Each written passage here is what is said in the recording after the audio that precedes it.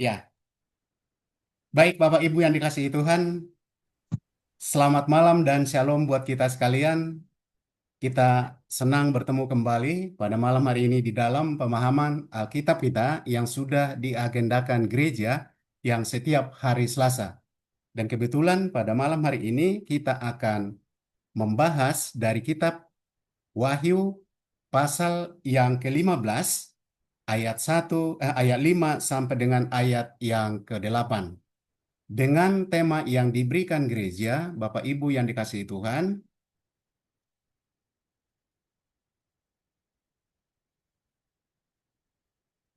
ketika kemuliaan Allah menutup pintu, kekudusan murka dan finalitas penghakiman. Apa maksudnya tema ini Bapak Ibu yang dikasihi Tuhan dan sangat menarik? Maka marilah kita sama-sama belajar tentang tema yang sudah dibuat. Baik, pada malam hari ini, seperti biasanya, saya akan memberikan agenda buat kita. Yang pertama dari pendahuluan dan latar belakang dari teks ini dan tujuannya, lalu dilanjutkan dengan penjelasan ayat, lalu terakhir penutup atau kesimpulan. Baik, Bapak Ibu yang dikasihi Tuhan, yang pertama dari pendahuluan dulu kita ya. Banyak orang mengenal Allah sebagai kasih dan memang benar, Allah adalah kasih. Itu di 1 Yohanes 4 ayat yang ke-8.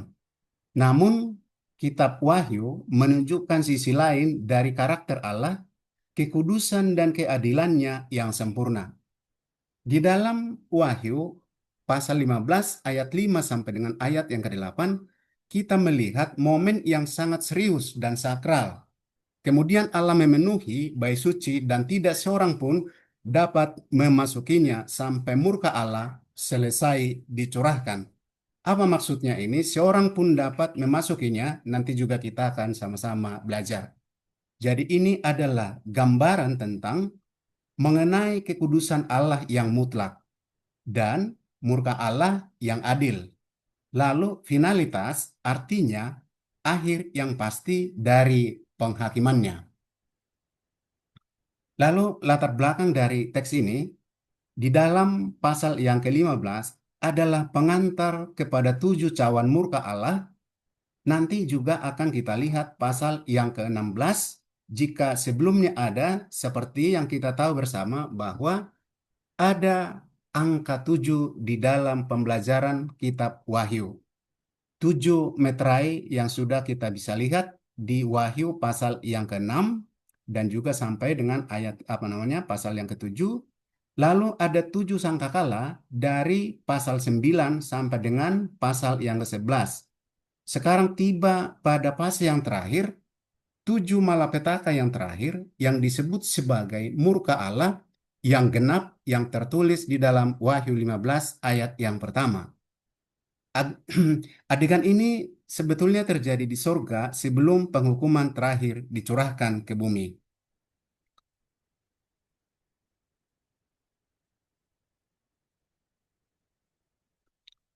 Lalu apa tujuannya pembelajaran ini, Bapak Ibu? Tujuannya adalah supaya kita sebagai orang percaya atau umat pilihan Allah bisa memahami kekudusan Allah yang tidak bisa ditawar. Lalu menyadari bahwa murka Allah adalah bagian dari keadilannya. Mengerti bahwa ada momen di mana pintu anugerah benar-benar ditutup. Lalu tujuan yang keempat, mendorong jemaat agar hidup dalam pertobatan dan kesetiaan sebelum terlambat. Nah ini dia nih Bapak Ibu. Jadi tujuan yang keempat ini adalah mendorong jemaat atau mendorong kita, termasuk yang sudah ada di ruang Zoom meeting pada malam hari ini, agar kita semua hidup dalam pertobatan dan kesetiaan sebelum terlambat. Jadi mari kita, Bapak Ibu yang dikasihi Tuhan, sebelum pintu ditutup, marilah kita serius setia mengikuti panggilan Allah. Lalu kita akan masuk di dalam pembahasan ayat demi ayat. Ayat 5 dikatakan, Kemudian daripada itu, aku melihat orang membuka bait suci kemah kesaksian di sorga. Jadi maksudnya ini Bapak Ibu. Kalau minggu lalu kita sudah belajar di dalam ayat 1 sampai dengan ayat yang keempat, maka di situ ada poin-poin penting yang sudah kita pelajari. Apa itu poin pentingnya? Kalau minggu lalu kita belajar poin pentingnya adalah umat Tuhan dimenangkan. Jadi segala sesuatu itu akan berakhir dengan penyembahan, maka ada pengakuan bahwa keadilan Allah itu adalah setia dan kudus. Lalu penjelasan di ayat yang kelima ini, bait suci dan kemah kesaksian menunjuk pada tabernakel. Kalau kita bisa melihat, tabernakel itu ada dalam perjanjian lama, yaitu tempat Allah berdiam. Ini juga ada ayat pendukungnya di dalam Keluaran 25 ayat 8 sampai dengan ayat yang ke-9. Apa artinya, Bapak Ibu? Artinya adalah Allah bukan bertindak sembarangan, penghakiman ini keluar dari tempat kekudusan dan kesetiaannya terhadap perjanjian. Kemah kesaksian sama dengan tempat hukum Allah disimpan. Jadi, tabernakel itu adalah kemah suci di mana Allah berdiam. Maka penghakiman datang karena manusia melanggar hukum Allah. Jadi penghakiman lahir dari kekudusan dan kesetiaan Allah pada perjanjiannya. Lalu kita akan masuk penjelasan ayat yang keenam. Ayat yang keenam firman Tuhan berkata, dan ketujuh malaikat dengan ketujuh malapetaka itu keluar dari bait suci, berpakaian lenan yang putih bersih dan berkilau-kilauan, dan dadanya berlilitkan ikat pinggang dari emas. Bagaimana ini penjelasannya? Kalau kita berbicara tentang kata lenan putih, di sini adalah sebagai simbol kekudusan dan kemurnian. Lalu berbicara tentang kata ikat pinggang emas, ini menunjukkan bahwa kemuliaan Allah dan otoritas ilahi. Juga ada ayat pendukungnya di Wahyu 1 ayat yang ke-13, Kristus memakai ikat pinggang emas. Apa artinya, Bapak Ibu? Artinya adalah penghakiman Allah itu dia adalah kudus. Jadi penghakimannya ya dia adalah kudus dan Allah itu juga murni dan Allah itu juga memiliki otoritas yang luar biasa. Jadi bukan tindakan jahat atau kejam, tetapi tindakan ilahi yang adil. Jadi Bapak Ibu yang dikasihi Tuhan, ada terkadang orang percaya mengatakan katanya Allah itu kasih, tapi kenapa masih ada murka? Jadi Bapak Ibu yang dikasihi Tuhan, kata itu sebetulnya benar bahwa Allah itu kasih adanya. Tetapi di dalam kasih itu, maka ada benar-benar Tuhan itu dia punya maha kuasa, dia punya adil, dan dia juga kalau tidak ada yang benar-benar mengikuti kebenaran firman Tuhan, maka murka Allah itu pasti ada atas dirinya. Lalu selanjutnya ayat yang ketujuh. Firman Tuhan berkata, dan satu dari keempat makhluk itu memberikan kepada tujuh malaikat itu tujuh cawan emas yang penuh berisi murka Allah. Apa artinya Bapak Ibu?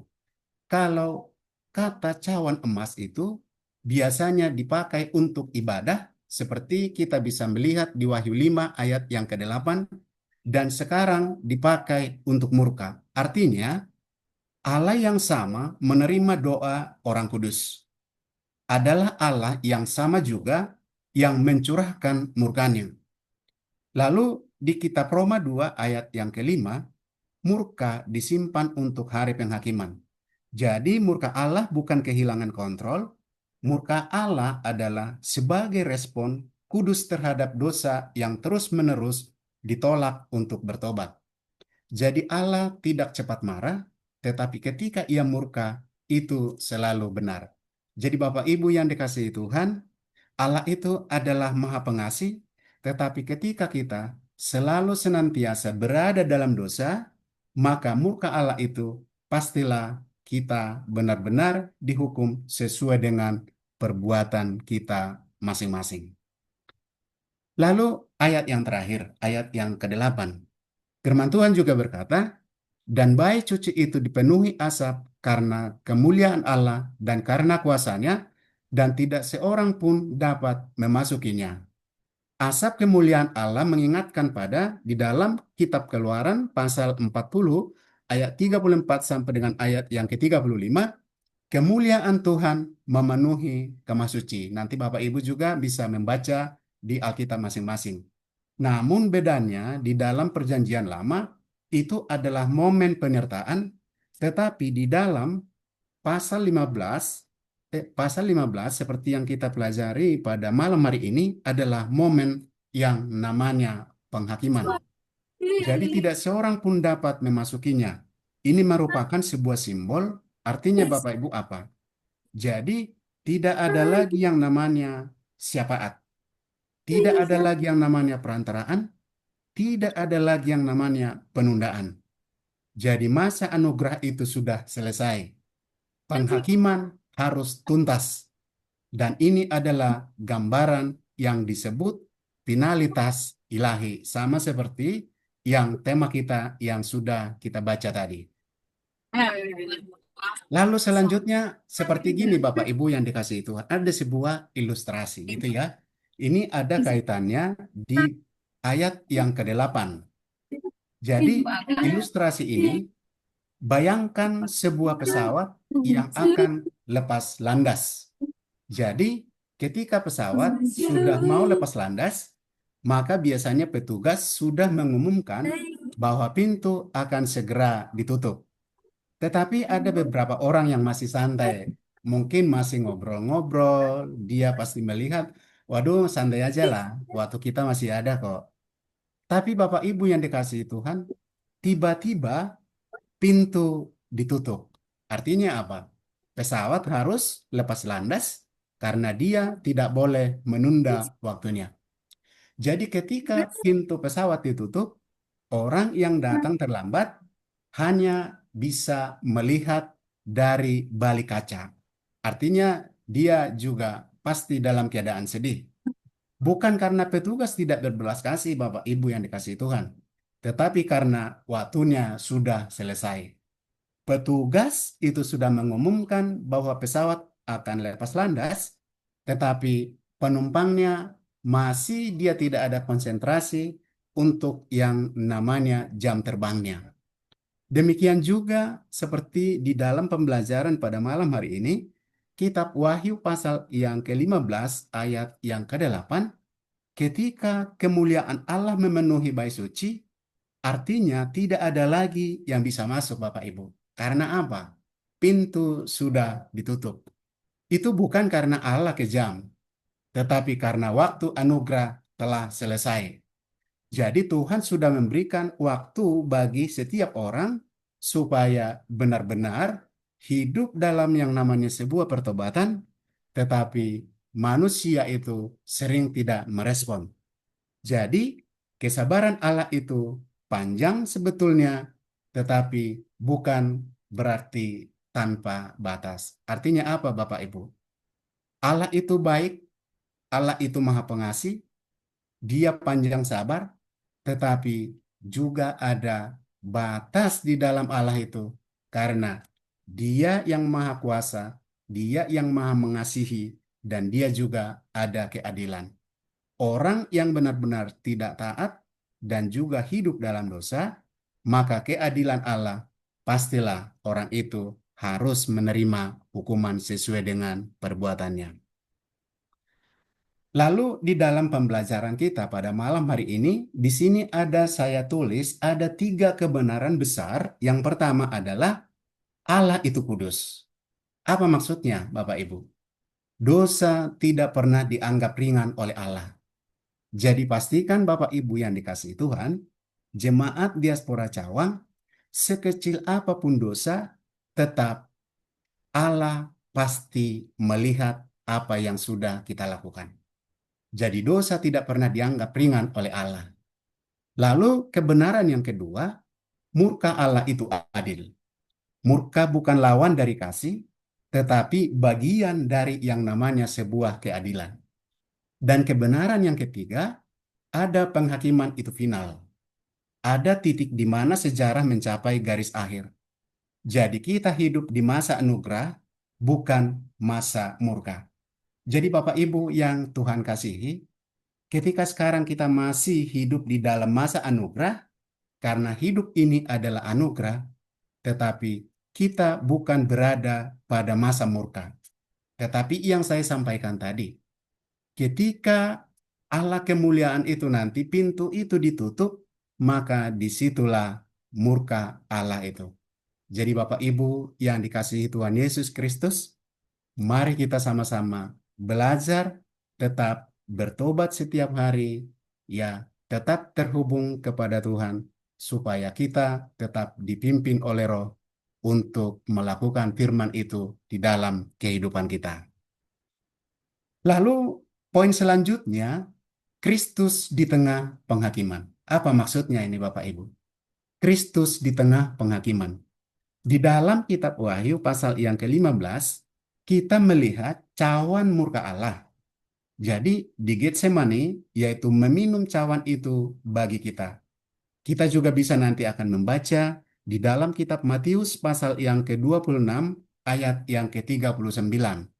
Ya, sementara kita belajar pada malam hari ini di Wahyu pasal yang ke-15 dikatakan pintu tertutup. Jadi hari ini melalui Kristus pintu itu masih terbuka kepada Bapak, Ibu, dan saya, dan jangan kita sia-siakan selagi masih ada kesempatan, selagi pintu itu terbuka, sebelum pintu itu ditutup, mari kita tetap terhubung kepada Kristus. Cawan murka itu pasti dicurahkan, iya. Pertanyaannya bagi Bapak, Ibu, dan saya, siapa sebetulnya yang menanggungnya? Cawan itu atau cawan murka itu pasti dicurahkan. Siapa yang menanggungnya? Ini pertanyaan besar bagi kita.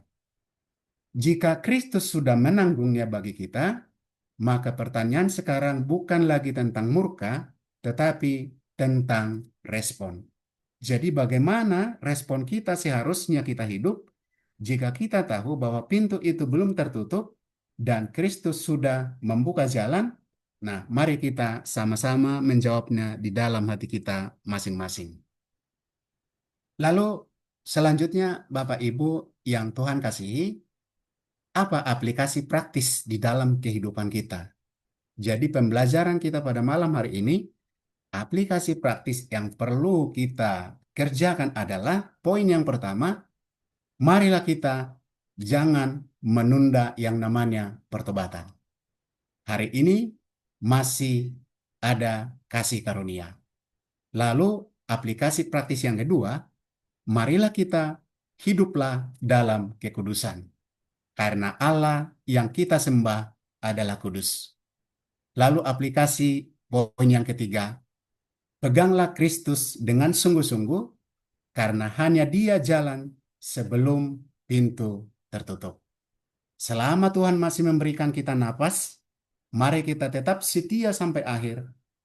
Pertama, jangan kendor dalam doa. Lalu jangan lelah berbuat baik, dan jangan tawar hati. Semua yang saya bacakan ini tetap ada di dalam Alkitab. Supaya kita tetap bertekun dalam doa, dan kita tidak jemu-jemu berbuat baik, dan kita tidak boleh tawar hati. Lalu sebagai penutup Bapak Ibu yang dikasihi Tuhan, pada pembelajaran kita malam hari ini, Bapak Ibu yang Tuhan kasihi, dari Wahyu pasal yang ke-15, ayat 5 sampai dengan ayat yang ke-8, kita melihat bahwa Allah itu adalah kudus, murkanya adil, dan penghakimannya pasti. Tetapi kita juga melihat bahwa hari ini kita belum berada di balik pintu yang tertutup itu. Kita masih hidup di masa kasih karunia. Kita masih bisa datang kepada Tuhan. Kita masih diberikan kesempatan untuk bertobat. Dan Wahyu bukan ditulis untuk menakut-nakuti kita, tetapi untuk membangun kita. Jadi Bapak Ibu yang Tuhan kasihi, terkadang kita sebagai orang percaya membaca kitab Wahyu ini adalah sering kita benar-benar diperhadapkan kalau kita tidak kuat dalam Tuhan dan tidak mengerti apa yang ditulis di dalam Wahyu, maka sebetulnya kita terkadang ada rasa takut di dalam menjalani hidup ini. Tetapi percayalah Bapak Ibu, kita pasti diberikan karunia untuk bisa benar-benar ya mengetahui rahasia kebenaran firman Tuhan yang tertulis di dalam kitab Wahyu. Jadi selama pintu itu belum ditutup, mari kita hidup sungguh-sungguh bagi Tuhan dan mari kita berdamai dengan Kristus. Hari ini kita masih berada sebelum pintu itu ditutup, artinya Bapak Ibu, jangan tunggu sampai kemuliaan Allah menutupnya. Itulah sebagai kalimat akhir, sekali lagi saya katakan, jangan tunggu sampai kemuliaan Allah menutupnya. Karena apa?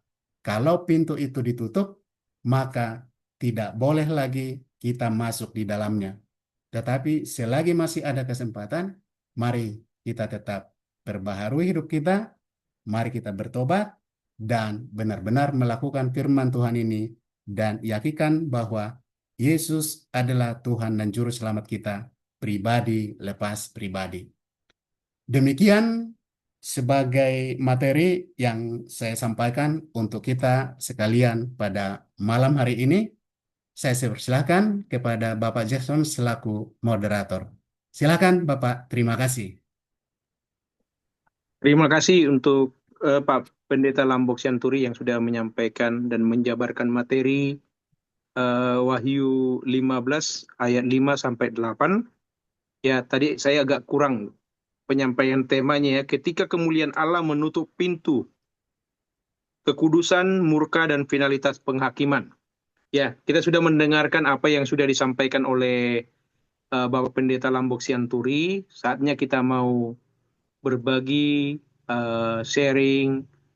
Mungkin ada hal-hal yang belum kita mengerti. Boleh saat ini kita akan berikan kesempatan kepada Bapak Ibu untuk bertanya dan juga mungkin untuk menambahkan eh, apa yang sudah disampaikan oleh Bapak Pendeta Lambok Sianturi. Silakan Bapak Ibu, saya persilakan waktunya. Bisa saya? Dari siapa ini? Dengan Pak Charles. Silakan Pak Charles. Ya, selamat malam, Shalom, Tuhan berkati kita semua. Pertanyaannya begini mungkin, dalam Bapak Pendeta. Kan 7 sangkakala itu kan ada 7 malapetaka, 7 cawan. Bisa nggak kita, bukan bisa ya, maksudnya pertanyaannya begini, itu berperiode nggak? Maksudnya begini, cawan pertama kira-kira indikasinya seperti ini, dan cawan kedua itu kira-kira 5 tahun lagi kah? 10 tahun lagi kah? Atau mungkin pertanyaan lebih simpel begini, apakah cawan yang 7 itu sudah ada yang sedang berlangsung atau sudah kejadian? Terima kasih, kira-kira begitu.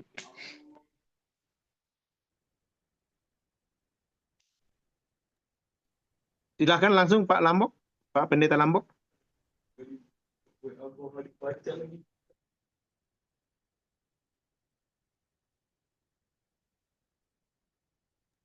Mic-nya Pak Lambok. Oke, ya terima kasih Pak Pak Ketua Komisi Pria gitu ya. Bagus banget ya pertanyaannya. Jadi apa namanya? Begini Bapak Ibu yang dikasihi Tuhan gitu ya. Kalau kita bisa melihat ya, apakah memang ini sudah berlangsung apa? Ini kan sebetulnya pertanyaan ini sering muncul gitu ya. Ketika berbicara di dalam pembahasan kitab Wahyu. Sudah atau belum gitu ya.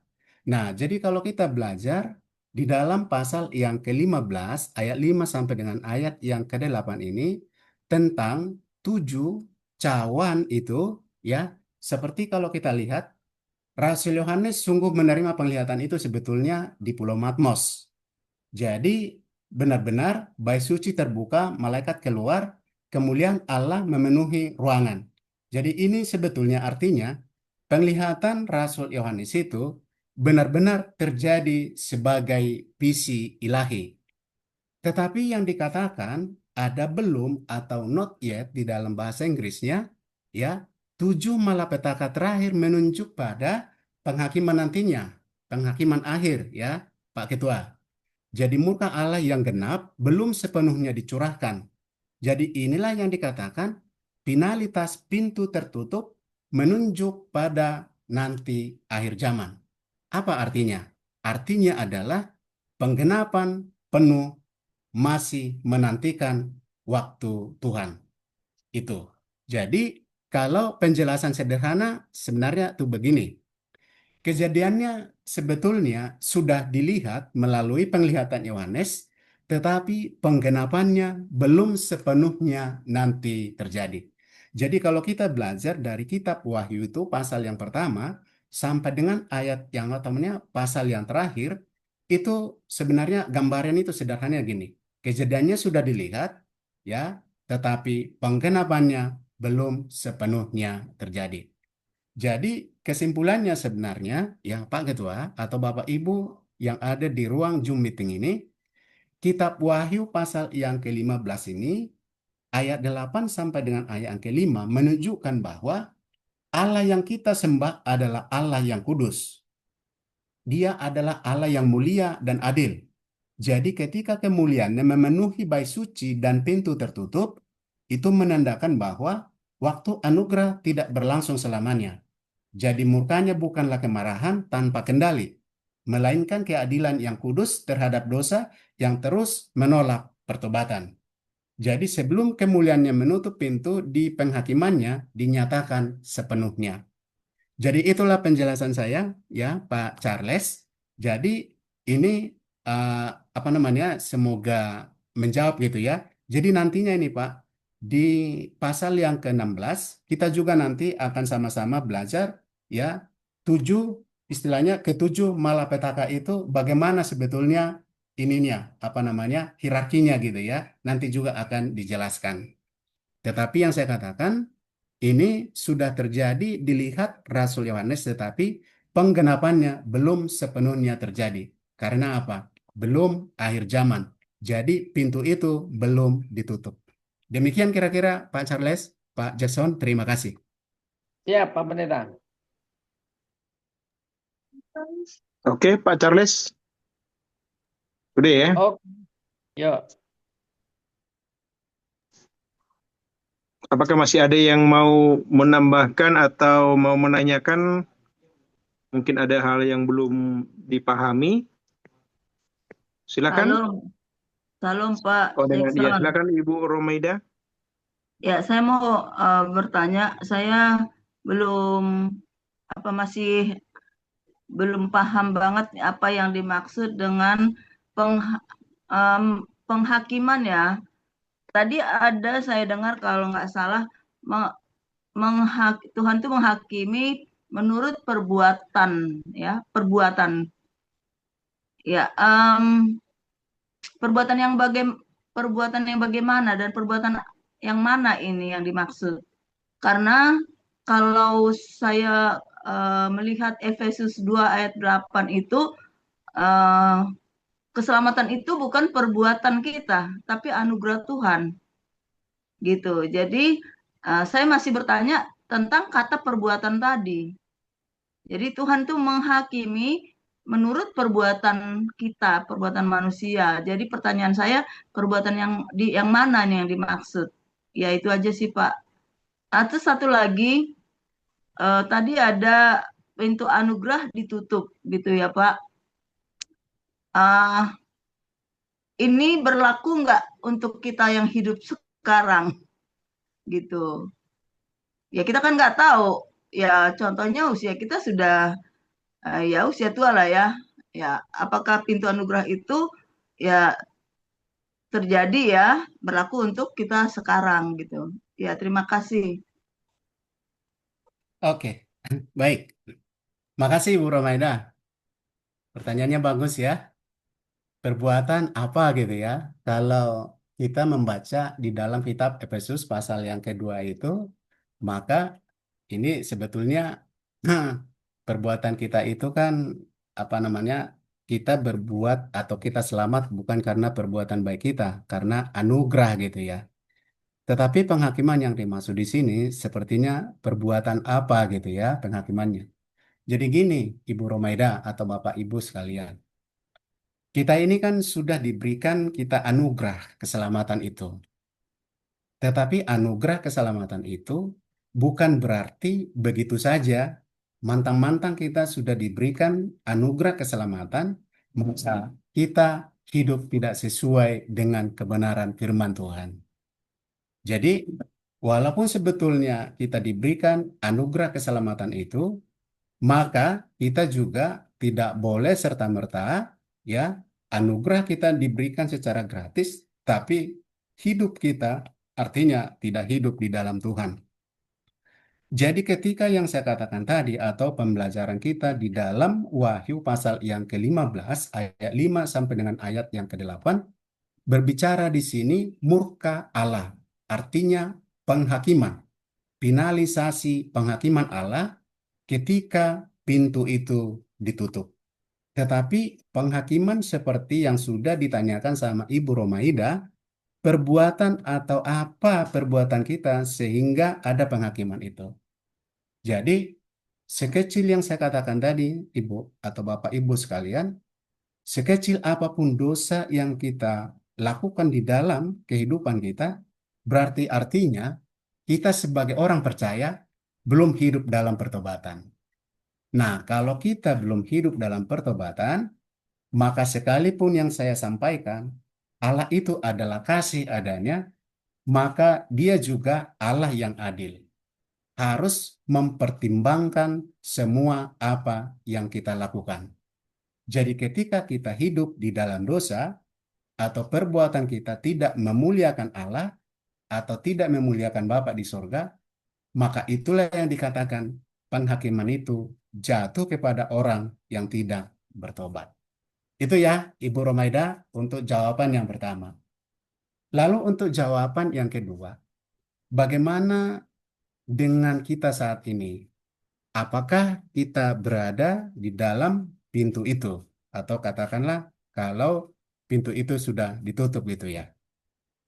Tadi jelas di materi yang saya sampaikan, kita ini sekarang hidup di dalam kasih karunia, anugerah. Tetapi masih ada kesempatan sebelum pintu itu ditutup, maka marilah kita masuk untuk menuju pintu itu, sebuah yang namanya pertobatan. Jadi ketika pintu sudah ditutup, maka sudah selesai. Karena itu tadi sesuai dengan tema kita, ya penghakiman, finalitas penghakimannya gitu ya. Jadi titik akhirnya nanti kalau sudah selesai, sementara kita tidak hidup dalam Tuhan, sementara kita tidak ada pertobatan, maka yang saya katakan tadi ilustrasi sederhana, sebuah pesawat ketika mau lepas landas, pintu dibuka dan dikasih pengumuman untuk supaya masuk, tetapi waktunya tiba, pasti pintu itu ditutup. Ketika pintu itu ditutup, maka penumpang tidak bisa lagi masuk karena pintu sudah ditutup. Demikian juga kita, Bapak Ibu yang dikasihi Tuhan. Sekalipun saat ini kita diberikan kesempatan dan kasih karunia Tuhan, selagi masih ada kesempatan itu, tapi kita tidak menggunakan kesempatan itu dengan baik, maka ketika suatu saat ya harinya tiba, maka pintu ditutup, kita tidak bisa masuk lagi. Jadi inilah yang menjadi gambaran kita sebagai orang percaya supaya tetap ya namanya janji Allah itu kita pegang sebelum masa tiba waktunya. Itu kira-kira Ibu Romaida ya penjelasan atau jawaban dari saya ya. Semoga bermanfaat. Terima kasih. Iya. Eh, ini sih Pak, saya masih ada sih apa ya, belum puas aja sih. Nah, maksudnya seperti ini. Kalau masih bisa saya bertanya ya Pak ya. Nah, tadi kan saya saya udah terima Yesus sebagai Tuhan dan Juru Selamat. Udah. Mungkin ini sering loh ditanya orang juga. Nah, nanti saat penghakiman itu saya ada berbuat dosa gitu. Ya kan? Nah, tadi kan dihakimi karena perbuatan dosa. Ya, dosa dan keselamatan kan ya menurut saya beda gitu.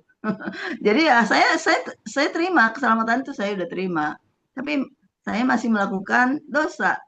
Apakah saya eh, bisa dibawa dibawa ke surga atau saya harus dapat penghakiman itu gitu loh Pak. Ya mungkin ini aja Pak. Oke, baik, baik ya, Ibu Romaida. Ibu Romaida kan mengatakan gini, saya kan sebetulnya sudah terima keselamatan itu, tetapi saya masih hidup dalam dosa kan ceritanya kan begitu kan ya. Jadi kalau keselamatan itu sudah kita terima, maka kita masih berbuat dosa. Ya kalau apa namanya itu sederhananya kan berarti kita melakukan dosa, berarti kita belum mengerti apa itu keselamatan.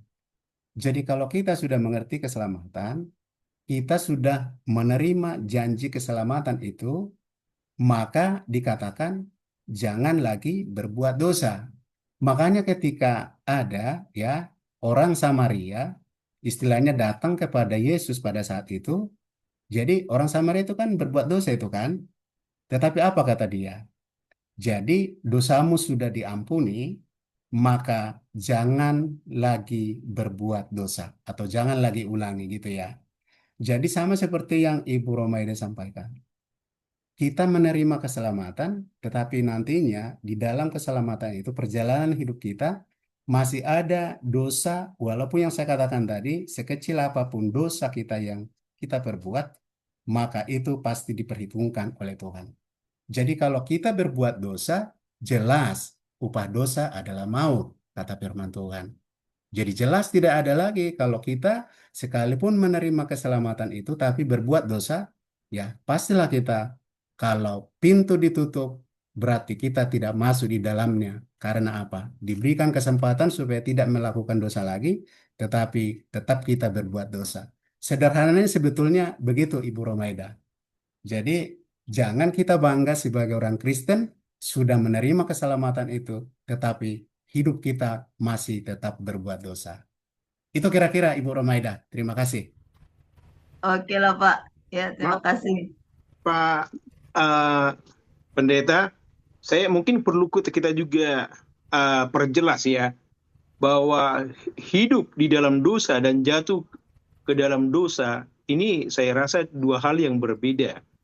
Dimana kalau walaupun saya agak susah untuk menyampaikan ayat firman Tuhannya ya, bahwa setiap orang percaya bisa jatuh ke dalam dosa, tetapi tidak hidup di dalam dosa. Ya ini mungkin yang menjadi menjadi perhatian kita sebagai orang percaya karena selagi kita masih hidup hidup daging kita ini masih terikat dengan dosa, ya kita masih tetap bisa jatuh di dalam dosa. Tetapi hidup di dalam dosa ya tidak bisa.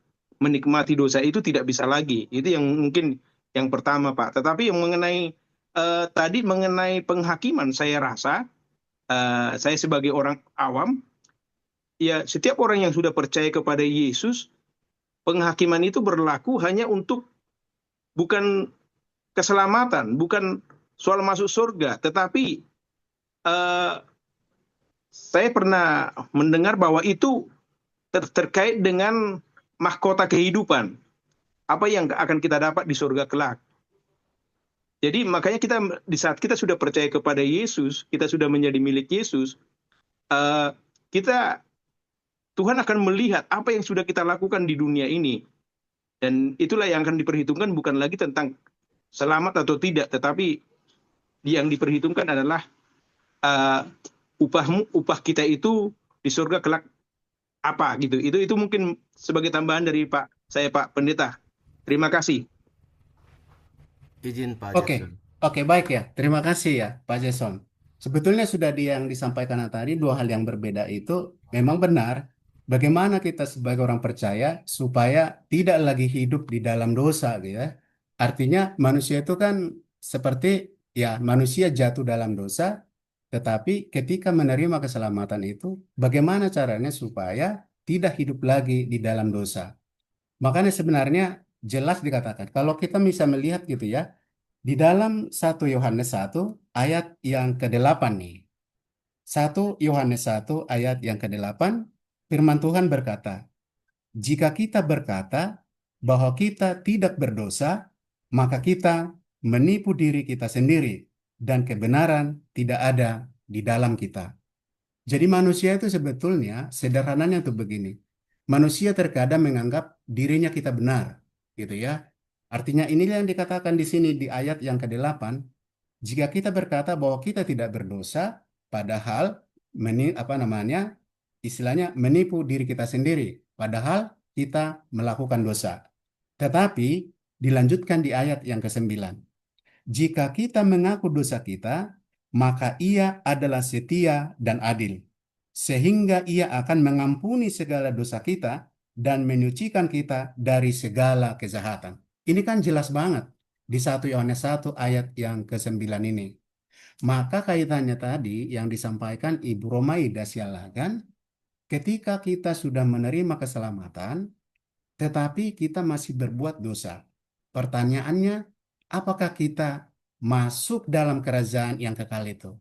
Inilah yang dikatakan tadi ini, ya. Jadi kalau ketika sebelum pintu ditutup, kan di ayat yang ke-9 ini kan dikatakan, sebelum pintu ditutup, jadi jika kita mengaku dosa kita, maka Ia adalah setia dan adil, sehingga Ia akan mengampuni segala dosa kita dan menyucikan kita dari segala kejahatan. Makanya yang saya katakan, ya, masih ada kesempatan. Sebelum kesempatan itu berakhir, marilah kita tetap mengakui dosa kita di hadapan Tuhan. Kalau kita sudah mengakui dosa kita di hadapan Tuhan, maka ya tentunya pasti kan tujuan kita kan supaya kita selamat masuk surga. Nah, kalau kita hanya cuma mengakui dosa kita, ketika kita sudah mengakui, Tuhan ampuni, tetapi besok lagi berbuat dosa lagi, kita berdoa lagi, besok lagi berbuat dosa lagi, ya tidak ada selesainya. Kan gitu kan? Jadi kekristenan itu adalah orang yang benar-benar setia sampai akhir. Makanya di dalam kitab Matius itu dikatakan, hai hambaku yang setia. Ya, makanya ketika kita benar-benar setia sampai akhir, maka upah kita adalah ketika Tuhan Yesus datang yang kedua kali, menjemput sale-salenya, berdiri untuk menghakimi, maka dikatakan, hai hambaku yang setia, karena engkau melakukan perkara-perkara kecil dan juga perkara-perkara besar, karena engkau adalah setia, maka mari masuklah dalam kerajaanku. Kan gitu kan kata Tuhan Yesus. Itu sebetulnya sederhananya, tapi yang sudah disampaikan tadi sama Pak Jackson, itu sudah benar, Pak. Jadi manusia jatuh dalam dosa, tetapi bagaimana supaya kita hidup, jangan sampai hidup lagi di dalam dosa. Karena kalau kita gitu, ya percuma ya. Ini kan seperti kayak gini malam hari ini. Kita belajar kebenaran firman Tuhan. Aduh, besok lagi karena Alkitab mengatakan, ya jika kita mengaku dosa kita, maka Ia setia dan adil. Ya sudahlah, besok lagi kita mengakui dosa kita lagi. Akhirnya berbuat dosa terus. Tetapi itu saya katakan, sebelum kita benar-benar mengakui dosa kita, tapi nanti tiba-tiba katakanlah pintu itu ditutup, ya kita mau gimana coba? Jadi ilustrasi sederhana tadi itu pesawat itu yang lepas landas itu adalah gambaran buat kita sebagai orang percaya. Sesimpel itu kita supaya kita tetap berjaga-jaga. Karena firman Tuhan juga berkata bahwa kita harus berjaga-jaga sebelum kedatangan hari Tuhan itu. Karena kita tidak tahu Bapak Ibu kapan kita hari Tuhan itu tiba, ya, memanggil kita dan juga selesai akhir hidup kita. Begitu kira-kira Pak Jackson, terima kasih. Mungkin masih ada yang lain, monggo. Silakan Bapak Ibu, Ya, saya tambah ada dikit yang mau Pak Jackson. menyampaikan. Izin Pak Pak Jackson Gembala, silakan. Ya, berkaitan dengan pertanyaan Ibu Romaida tadi ya. Kalau kita baca dalam 2 Korintus 5 ayat 10 ya. 2 Korintus 5 ayat 10, Paulus menulis firman Tuhan dalam 2 Korintus 5 ayat 10, sebab kita semua harus menghadap takhta pengadilan Kristus, supaya setiap orang memperoleh apa yang patut diterimanya, sesuai dengan yang dilakukannya dalam hidupnya ini, baik ataupun jahat. Jadi kita akan berhadapan dengan bema Kristus atau penghakiman, pengadilan Kristus. Di dalam bema Kristus atau penghakiman Kristus, ya, Paulus menjelaskan bahwa kita semua akan menerima apa yang menjadi bagian kita sesuai dengan yang kita lakukan, baik ataupun jahat. Nanti kita parsing ke Wahyu pasal 14 ayat 13 kalau tidak salah ya. Wahyu 14:13. Ya. Wahyu 14:13. Dan aku mendengar suara dari surga berkata, tuliskan, berbahagialah orang-orang mati yang mati dalam Tuhan sejak sekarang ini, sungguh kata Roh, supaya mereka boleh beristirahat dari jerih lelah mereka, karena segala perbuatan mereka menyertai mereka.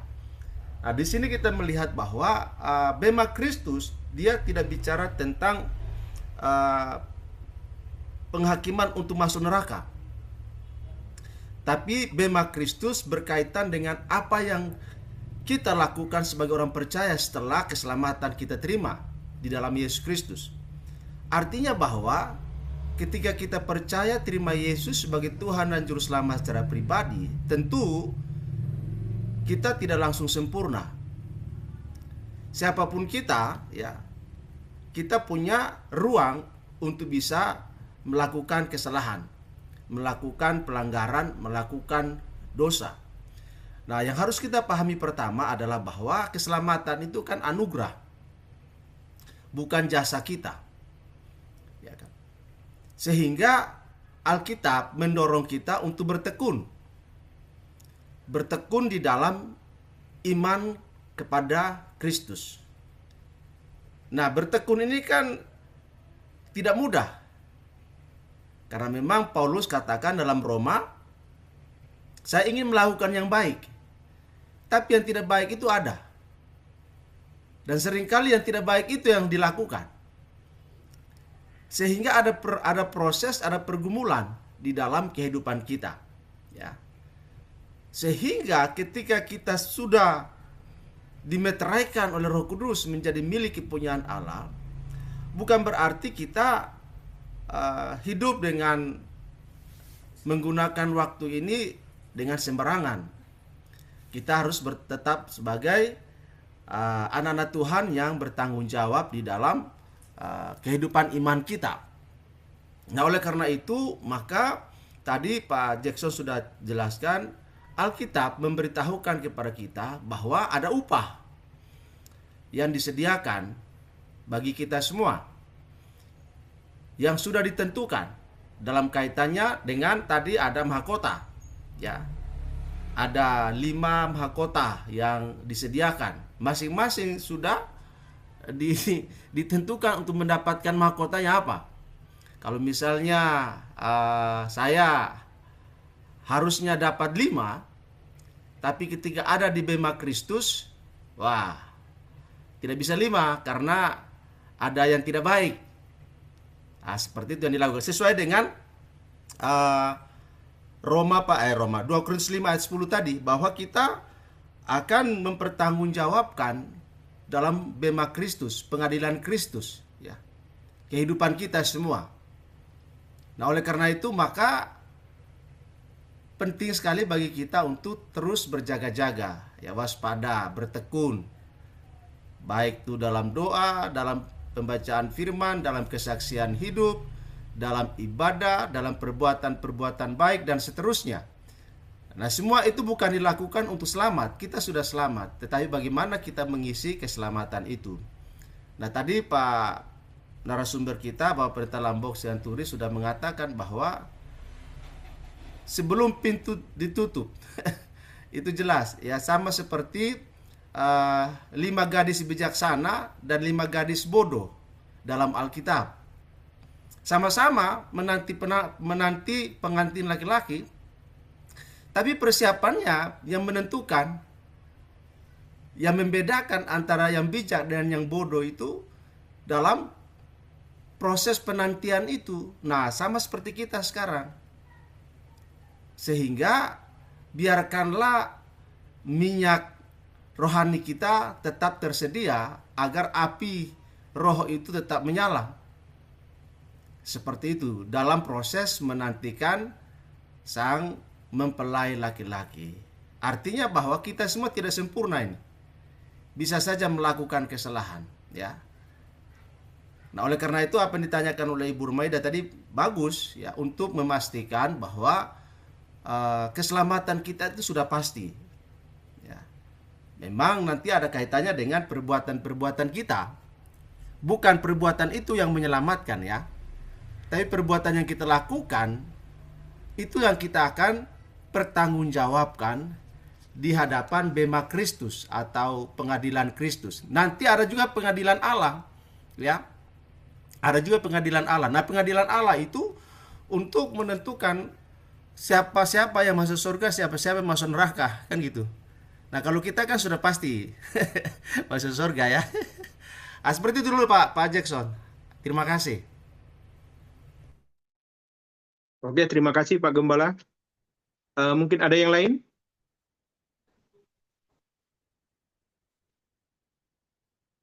Yang mau menambahkan? Ya, saya bukannya Pak menambahkan ya, Ralian? Oke, silakan Pak Ralian. untuk sharing aja gitu. Kalau seandainya bicara tentang kebaikan, mungkin di luar kita sebagai orang Kristen banyak yang bisa berbuat baik, ya kan? Jadi sebenarnya kalau masalah saya lihat adalah kalau kita masuk surga itu adalah kedaulatan Tuhan gitu loh. Tidak bisa kita juga akhirnya kita terpengaruh dengan sebuah nilai-nilai kebaikan. Jadi kalau kebaikan itu ada dalam kita berbuat baik, karena kalau saya secara pribadi, kalau kita bisa berbuat baik, itu karena memang Tuhan sudah berbuat baik sama kita. Tapi kalau persoalan kita masuk surga, itu adalah kedaulatan Tuhan. Sama hal seperti misalnya kasus di Golgota, seorang penjahat yang di sebelah kanan Yesus kan, sebelah kanan atau sebelah kiri saya nggak tahu, udah lupa saya. Orang itu nggak berbuat baik, orang itu jahat, dan orang itu tidak mungkin ya, orang yang jahat yang tidak layak untuk dia masuk surga kalau secara pandangan pribadi kita. Tapi justru di situ dikata dia mendapat garansi oleh Tuhan ketika bahwa hari ini kau akan bersama aku di taman di Firdaus, ya kan? Nah, ini juga menjadi kekristenan kita juga menjadi, kalau misalnya kita bicara soal perbuatan baik, Alkitab juga mengatakan bahwa kebaikan kita itu seperti kain lara atau kain kotor. Jadi memang ini menjadi paradok. Bukan berarti kalau kita bisa berbuat baik dan kita adalah kita bisa hidup tanpa dosa. Itu semua karena anugerah Tuhan gitu. Jadi ini memang yang menjadi persoalan kita ya dalam ini. Bahkan kalangan para teolog juga kan perdebatannya sana. Seperti kayak John Calvin kan, dia mengatakan tentang predestinasi. Sekali selamat tetap selamat. Nah, kalau misalnya Martin Luther mengatakan bahwa keselamatan itu adalah anugerah. Jadi itu kata Martin Luther. Dia tidak mengatakan bahwa keselamatan. Saya pikir banyak hal kalau kita bicara, mungkin itu aja yang saya cuma bilang. Tapi memang juga menarik kalau bilangnya pintu anugerah itu katanya tertutup ya, tadi dikatakan pintu pertobatan itu. Kapan dia akan tertutup kan kita nggak tahu juga. Memang kadang-kadang ini menjadi perdebatan yang krusial. Jadi buat apa kalau kita memang karena perbuatan baik dan kita tidak berdosa, buat apa Yesus disalib? Itu kan itu juga menjadi apa? Menjadi perdebatan kita yang cukup serius dalam hal ini. Mungkin gitu Pak eh, Pak Jackson. Nah, mungkin kita bisa sepakat, tapi juga dalam hal itu ini menjadi dinamika yang menarik gitu. Masih. Iya, baik ya. Sedikit ya Pak Jason ya. Yang disampaikan Evangelis Ralian Manurung itu kan luar biasa gitu ya. Jadi memang benar ya Bapak Ibu. Kalau kita berbicara tentang berbuat baik, sebetulnya kita sebagai orang Kristen selalu mengklaim kita ini adalah kasih gitu ya. Memang dasar kekristenan kasih. Jadi kekristenan itu identik dengan berbuat baik gitu ya. Tetapi Evangelis Ralian Manurung tadi, orang Kristen itu berbuat baik, bukan hanya orang Kristen saja yang berbuat baik. Kalau kita secara jujur Bapak Ibu, untuk yang namanya kebaikan itu, melakukan hal-hal yang baik dalam hidup, sebetulnya jujur saya katakan karena saya adalah dulu atau bekerja di kalangan orang ya Chinese dan Buddha gitu ya. Kalau yang namanya berbuat baik, kita kekristenan tidak ada apa-apanya gitu. Karena kalau orang Buddha itu, mereka tuh jauh lebih melakukan hal-hal yang sifatnya itu berbuat baik dalam hidup. Kita nggak ada apa-apanya. Karena kalau misalkan kita itu orang Kristen, tersinggung sedikit aja di dalam namanya perdebatan teman, pasti akan menimbulkan yang namanya permusuhan. Kalau orang Buddha itu nggak seperti itu. Jadi memang benar-benar saya akui mereka jauh lebih baik untuk berbuat baik daripada kita sebagai orang Kristen. Tapi maknanya apa Bapak Ibu? Bukan perbuatan baik yang menyelamatkan. Walaupun sebetulnya kita diselamatkan oleh karena anugerah, kasih karunia, kita diselamatkan. Bukan karena perbuatan baik kita. Tetapi kedaulatan dan anugerah Allah. Itu seperti yang disampaikan tadi Bapak Evangelis Ralian.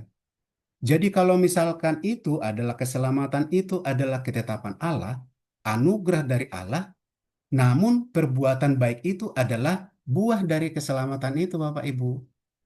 Jadi ketika kita sudah diselamatkan, kita sudah dianugerahkan mahkota kehidupan itu, maka kita ya berbuat baik dan itulah buah dari keselamatan itu. Gitu ya. Jadi bukan karena berbuat baik kita selamat. Itu. Lalu mengapa harus berbuat baik? Perbuatan baik bukan akar keselamatan, tetapi buah keselamatan. Jadi kesimpulannya sebetulnya Bapak Ibu, ya, yang masuk surga adalah mereka yang diselamatkan oleh anugerah Allah dalam kedaulatannya. Tetapi orang yang sungguh-sungguh menerima anugerah keselamatan itu akan menunjukkan imannya sebagai orang Kristen melalui apa? Melalui hidup yang berubah senantiasa terus-menerus. Itu kira-kira Bapak Ibu. Jadi sebenarnya yang menarik yang ditanyakan sama Ibu Romaida ini sebetulnya ini buat kita semua sebenarnya. Makanya apa? Kalau kita berbicara di dalam Galatia pasal yang kelima nih Bapak Ibu. Kenapa kita dituntun? Supaya kita memang hidup menurut daging atau roh. Itu kan coba nanti Bapak Ibu sekalian. Baca itu kitab Galatia pasal yang kelima. Hidup menurut daging atau roh. Ayat 16 dan ayat yang ke-19 di situ jelas. Perbuatan daging telah nyata yaitu percabulan, kecemaran, hawa nafsu, penyembahan berhala, sihir, perseteruan, dan lain sebagainya. Ya, iri hati dan lain sebagainya. Roh pemecah dan lain sebagainya. Kedengkian, kemabukan, pesta pora, dan lain sebagainya. Terhadap semuanya itu kuperingatkan kamu, kata firman Tuhan, bahwa barang siapa melakukan hal-hal yang demikian, ia tidak akan dapat bagian dalam kerajaan surga. Ini kan luar biasa ini firman Tuhan ini. Jadi ketika barang siapa yang melakukan perbuatan daging tadi itu, ternyata firman Tuhan jelas dikatakan tidak mendapatkan bagian kerajaan Allah. Itulah yang tadi digambarkan, ditanyakan sama Ibu Romaida tadi itu. Sudah menerima keselamatan, tapi melakukan dosa, apakah nanti juga ya kita tidak masuk surga atau menerima keselamatan itu. Jelas di sini. Jadi sekali lagi kita berbuat baik bukan untuk istilahnya kita masuk surga oleh karena perbuatan baik kita. Tetapi keselamatan itu apa namanya? Perbuatan baik kita itu adalah buah dari keselamatan. Jadi kalau misalkan keselamatan itu dianugerahkan dengan kita, ya marilah kita senantiasa berbuat baik. Maka jelas ya, tanpa istilahnya iman tanpa perbuatan adalah mati atau sia-sia. Jadi kan ini kan sebenarnya Bapak Ibu, di dalam dasar kekristenan berbuat baik iya, tetapi iman juga harus. Jadi iman tanpa perbuatan baik, bukan hanya cuman beriman tok. Makanya kita kenapa dikatakan janganlah jemu-jemu berbuat baik. Nah, tapi kalau ilustrasinya hanya cuman, oh kalau gitu ya berbuat baik aja gitu kan. Tetapi tidak hidup di dalam seperti apa itu makna keselamatan, apa tujuan hidup kita. Kalau hanya cuman melakukan berbuat baik toh, tapi mengabaikan semuanya yang itu tadi, itulah yang dikatakan tadi, yang disampaikan sama Bapak Gembala. Jadi setiap namanya perbuatan baik kita, perbuatan dosa kita, itu nanti pasti akan diperhitungkan. Karena apa? Ya, tidak ada manusia yang tidak luput dari dosa. Artinya, ketika tiba hari hanya, maka Tuhan berkata, kalau engkau berbuat dosa, maka bagianmu bukan masuk dalam kerajaan Allah. Itu kira-kira Bapak Jackson, terima kasih. Oke, sudah disampaikan panjang lebar. Mungkin ada lagi untuk yang terakhir? Tinggal 6 menit lagi waktunya. Ada yang mau menambahkan atau ada yang mau bertanya?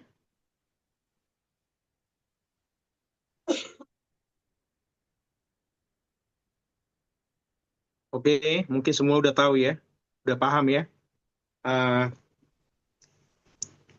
Mari ya kita sebagai orang percaya giat untuk menyampaikan kebenaran firman Tuhan, Injil Kerajaan Kristus yang membebaskan, Ya, ya supaya sedikit setiap orang yang sedikit mendengarnya. Pak Jackson. Oke, Pak Jackson. oh ya Itu Pak Radian, ini saya yang ingin terakhir tanya ya. tuh. Ya, yang di ayat apa yang di ayat di Wahyu 15 ayat 5 itu kan kemudian daripada itu aku melihat orang membuka bait suci ke kemah kesaksian di surga. Orang itu siapa? Saya nggak tahu nih. Ya kan kalau orangnya itu kan dia nggak bilang itu Kristus atau siapa. Orang itu siapa ya? Itu aja. Karena orangnya itu bahasanya kecil. Dia tidak besar. Kalau orangnya besar, mungkin dia Allah.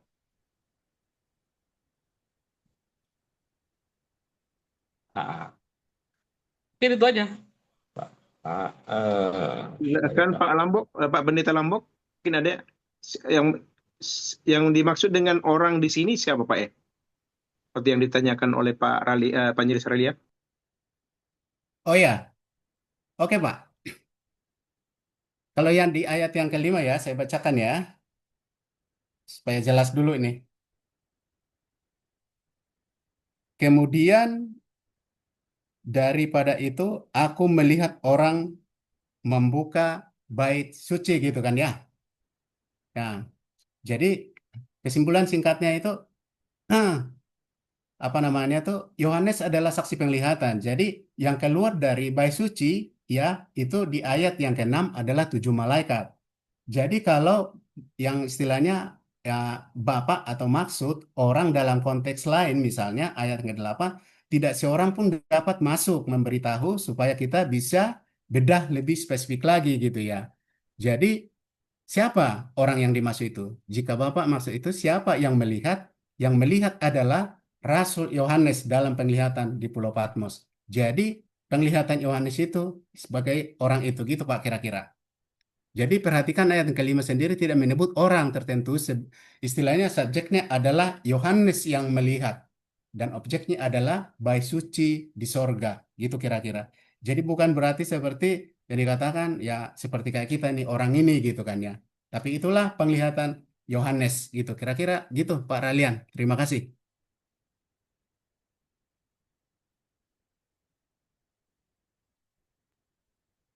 Bagaimana Pak Ralian? Oke, oke, ya. Ya, mungkin dilihat dari bahasa Yunaninya dulu, Pak. Oh ya, silakan Kalau sebenarnya Pak, kan itu kalau Pak Gembala ya. kalau kita lihat dalam bahasa Yunani, ya dia gunakan kata kerja enoige, ya, dalam bentuk auris pasif, dibuka, yang secara literal berarti telah dibuka. Ya. Jadi menariknya bentuk pasif ini tidak menyebut pelaku secara langsung, ya. Sehingga kalau kita lihat bahwa uh, suatu bentuk pasif, bahwa Allah sendirilah pelakunya, ya, tanpa menyebut namanya secara langsung, ya. Jadi kalau kita parsing dia ke dalam bahasa Yunani, maka sebenarnya Allah sendiri yang menjadi pelaku dari uh, membuka bait suci itu, ya. Sehingga di situ memang tidak disebutkan apakah dia malaikat atau Yesus, ya. Tapi pembukaan itu terjadi oleh kehendak dan kuasa Allah sendiri, ya. Jadi memang dalam terjemahan bahasa Indonesia ini kan kadang-kadang melihatnya sangat minim, ya. Tapi kalau dalam bahasa Yunani bagus sekali dia punya terjemahannya, ya. Sehingga yang punya surga lah, yang punya rumah lah yang pasti buka pintunya. Ya kan, secara logika bagi kita yang punya rumah yang buka tentu bukan orang lain. Yang punya rumah itu siapa? Ya kan, secara logika sederhana saja. Sehingga memang dalam teks itu kan seperti antropomorfis, ya, istilah manusia, ya, orang. Padahal sebenarnya dalam logika berpikir bait suci di sorga itu kan pasti pemilik rumah yang membuka pintunya. Tidak mungkin yang bukan pemilik membuka pintu. Kalau yang bukan pemilik membuka pintu namanya apa? Pencuri, perampok gitu, ya. Jadi memang bahasa kiasan ini yang perlu kita dalami, ya, seperti itu. Kalau menyelidiki kata per kata, ya, di dalam teks bahasa Yunani. Saya pikir itu ada tambahannya Pak Jackson supaya kita bisa memahami bahasa-bahasa simbol di dalam Alkitab, ya, khususnya kitab Wahyu, sehingga kita tidak terjebak dalam pemahaman harfiah. Nanti kan kita juga akan lihat berkaitan dengan para kudus, orang-orang kudus yang sudah bersama dengan Bapa di surga, kan? Nah, seperti itu. Nanti kita akan pelajari dalam bagian berikutnya. Gitu dulu Pak Jackson, saya tambahkan sedikit saja. Terima kasih Pak Lampok. Oke, terima kasih Pak Gembala. Untuk yang terakhir, saya persilakan untuk Pak Pendeta Lambok Sianturi itu memberikan kesimpulan dan sekaligus langsung untuk doa penutup, Pak, ya. Oh ya, oke Pak. Jadi gini, sebelum kita masuk dalam kesimpulan ini, yang disampaikan sama Bapak Gembala gitu kan sudah jelas gitu. Jadi kalau menurut saya sih di ayat 5 ini orang ini siapa? Jadi sebetulnya tidak disebutkan benar-benar seperti orang yang dimaksud gitu ya. Tetapi orang ini kalau bahasa di Indonesia itu kalau menurut pemahaman saya, ini saya coba mengkaji gitu ya. Ini objeknya sebenarnya bait suci, Pak. Jadi bait suci yang terbuka itu. Kalau tadi Bapak Gembala mengatakan, ya istilahnya itu ya Allah sendirilah yang membuka. Artinya yang punya rumah itulah yang membuka itu. Tapi kalau dari perspektif saya, itu digambarkan bait suci. Berarti siapa yang mempunyai bait suci itu? Ya ujung-ujungnya ya Allah itu juga gitu kira-kira. Oke, jadi baik ya Bapak Ibu sekalian, sebagai penutup dari saya pembelajaran Alkitab kita pada malam hari ini yang kita sampaikan ini, selagi masih ada kesempatan, marilah kita benar-benar hidup kudus dan juga hidup di dalam Tuhan supaya setiap hari kita memang datang kepada Tuhan, mengakui dosa kita kalau kita melakukan kesalahan, tetapi yang paling penting adalah mari kita tetap bertobat ya setiap hari supaya apa?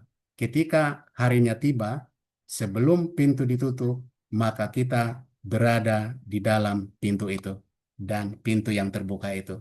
Demikian kira-kira Bapak Ibu yang dikasihi Tuhan. Terima kasih atas kebersamaan kita pada pendalaman materi malam hari ini. Tuhan Yesus memberkati. Apa langsung saya tutup dalam doa ya, Pak? Silakan, Pak. Oke, baik. Bapak Ibu yang dikasihi Tuhan, mari kita berdoa.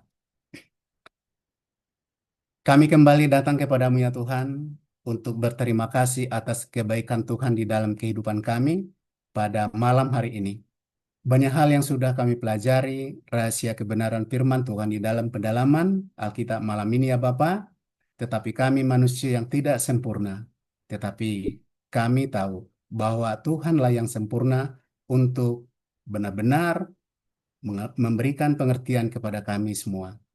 Ajar kami supaya kami tetap setia kepadamu, melakukan kehendak Bapa di surga dalam kehidupan kami. Dan jauhkan kami dari pemikiran-pemikiran yang negatif, supaya di dalam kehidupan kami benar-benar mau melakukan kehendak Bapa di surga.